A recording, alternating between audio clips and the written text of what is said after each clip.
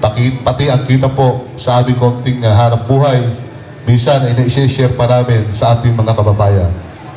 Ngunit kahit kailan, ay hindi po nagreklamo ang aking pamilya. Dahil hindi po nila tinignan, nakaagaw nila ang bayan sa aking pagsisilbihan. Sa kabila ng lahat, ay may ilang tao na ginamit ang aking pamilya upang sirain ang aking panunungkulan. Mayroon pa nagsasabi na ang aking anak na administrator po natin ay siya po ang nasusunod at siya ang nagdidesisyon sa ating bayan. Hindi po totoo yan. Katulong ko po ang ating municipal administrator sa pag-iisip ng mga proyekto at programa para po sa ating bayan. At siguraduhin dahil serbisyo ng pamahalang bayan ay maayos na ibibigay sa ating mga mamamayan. Ang mga bagay po yan ang pinamulat ng iyong lingkod sa aking mga anak.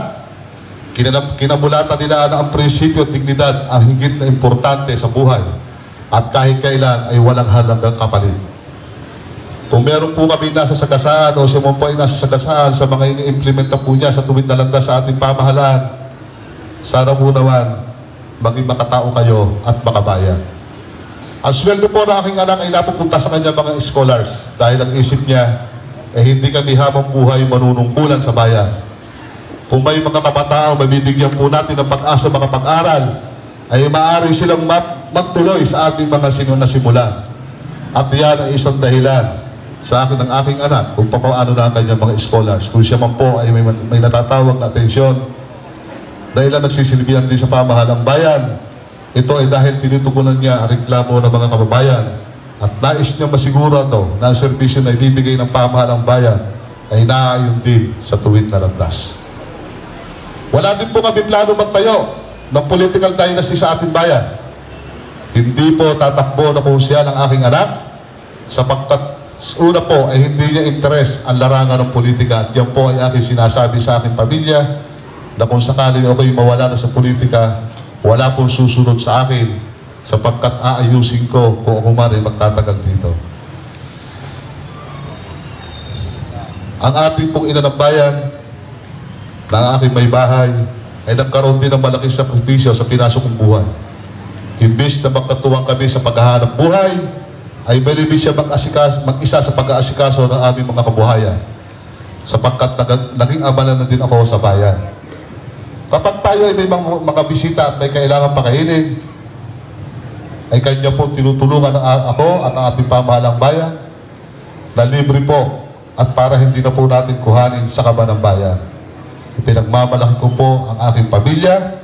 Masasabi kong ako ay maswerteng ama ng bayan sapagkat sa kabila ng aking mga harapin sa opisina ay uuwi ako sa isang masayang tahanan. Pag uwi ko ay makikita ko ang aking mga anak na nag-aaral at nakapirmi sa bahay pagsapit ng gabi. Naandyan ang aking may bahay na naghahanda ng aming hapunan.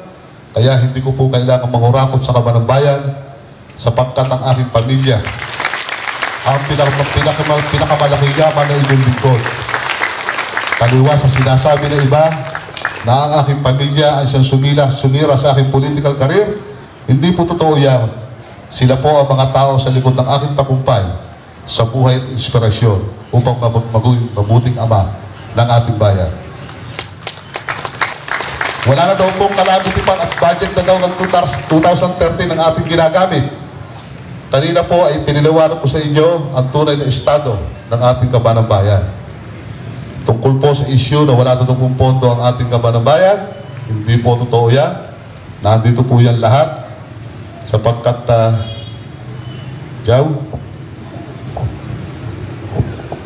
ito po ay galing sa ating municipal budget officer. Pirmado po ang ating municipal budget officer. Ang accomplishment report po as of September 14, 2012. Tuma budget? Okay. Ang ating pong calamity fund ay tumototal po ng 4.686 pesos, 627 pesos and 71 centavos. At ang ating pong nagamit na sa response doon po sa ating relief ay meron pa po tayong unappropriated balance na 805,063 pesos and 90 centavos. Ito po. Kaya kung kayo po ay may pagdududa tungkol po sa gamit ng kabanang bayan, paghiwa-hiwalay po natin dito, pumasok po kayo sa loob ng munisipyo, naandun po ang ating full disclosure board. Makikita nyo po lahat kung saan po natin dinadala ang pera ng kaban ng bayan. At kung hindi nyo po masyadong nauunawaan pa, naandyan po ang tamang ahensya, naandyan po ang ating municipal accountant, municipal budget officer, ang ating municipal treasurer upang inyong tanungin tungkol sa estado ng ating pananalapi. Kung amin pong babasahin sa inyo lahat ito, tungkol po dito ay baka po kulangin tayo ng kalahating araw kung isa-isahin natin. Kaya naandun po lahat, tanungin po ninyo kung ano po ang katatayuan ng estado ng kaban ng ating bayan.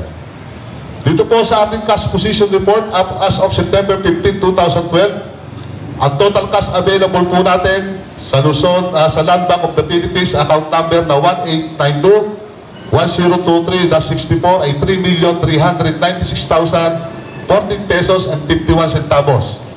At doon po sa isang account number na 1892-1027-39 ay 2,016,000 pesos, 2,016,316 pesos and 17 centavos. Na ito po ay sa general fund na tumototal po ng 5,412,000 pesos, 331 pesos and 29 centavos. At doon po sa ating Special Educational Fund sa LBP account number 1892-1027-47, 3,709,768 pesos and 10 centavos. At ang ating pong trust fund sa account number na 1892-1027-55 ay 17,305 pesos, 411 pesos and 87 centavos. Na ang total po ng kabuuan ng ating pera ay 26,427 pesos, 427,000 pesos, 511 pesos and 26 centavos na nandun po sa bangko. Wala po yan sa kahon ni Mayor, nasa bangko po. At atin pa pong inaantay. Atin pa pong inaantay dito. At nandiyan po ang representative ng Aboitiz Power, alam po nila yan, na since na ang NPC po ay na-privatize na, yung po dating kinukuha natin na national wealth tax na 8 million ay hindi, mahigit 8 million ay hindi pa po napapabigay sa atin. Yan po ay dinila sa DOA, DBM, saka po ibababa sa ating bayan. Kaya bukod po dito sa 26 million, meron po ito, hindi ko alam kung mahigit 8 million pa ito mapapadagdag dito. Kaya sinasabi ko po sa inyo, na kung kayo ay may pagdududa, nandiyan po ang tamang ahensya, nandiyan po ang ating COA, ang Commission on Audit, wala po sa kahon ni Mayor ang pera, wala po sa pulsa ni Mayor, yan po ay dumadaan sa tamang proseso na napakahigpit po ng ating COA para po sa mga bagay na pananalapi, lalo't higit sa ating bayan. Ako po bilang isang ama ng bayan ay naglingkod po sa inyo ng buong katapatan. Hindi ko po sinira ang inyong pagtitiwala sapagkat alam ko na bilang isang ama ay dapat akong magsilbing isang ehemplo sa aking mga anak. Hindi po ako perpekto, pero may mga desisyon ako sa aking pamamahala na naiisip ko na I could have done better than that.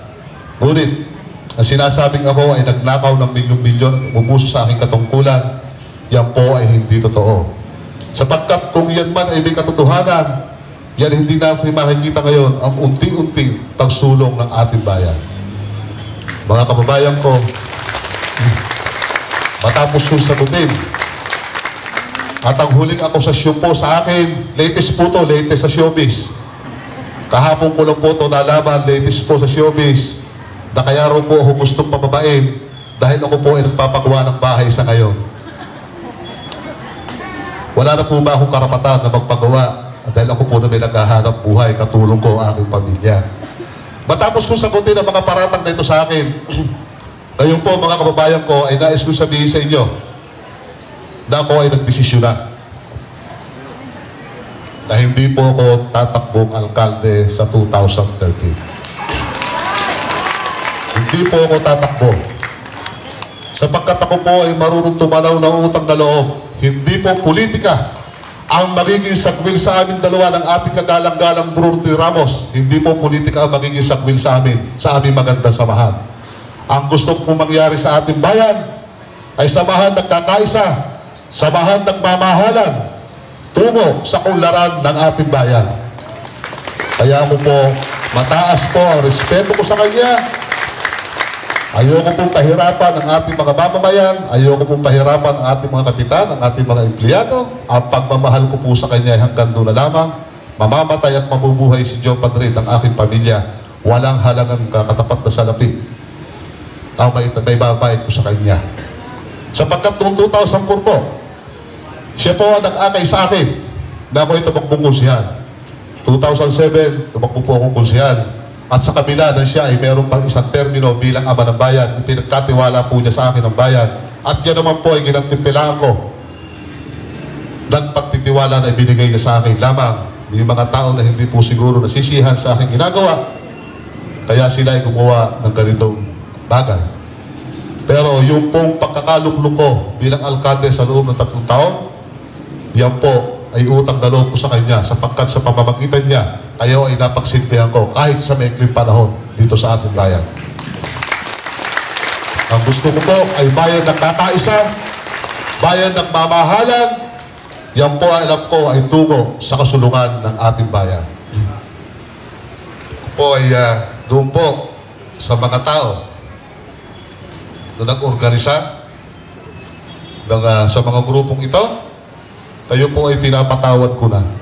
Maaaring sa ngayon, hindi nyo maunawaan, pero sa darating na panahon, lalabas ang katotohanan kung ano ang tunay ninyong agenda sa ating bayan.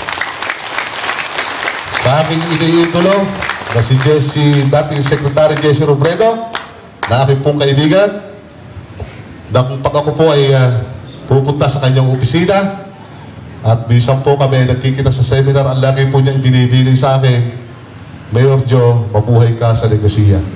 Pinangarap ko din na maging isang katulad ng naga ang ating bayan, pero sa isang maliit at payak na bayan, ngunit naging progresibo dahil sa tuwid na landas na panunungkulan.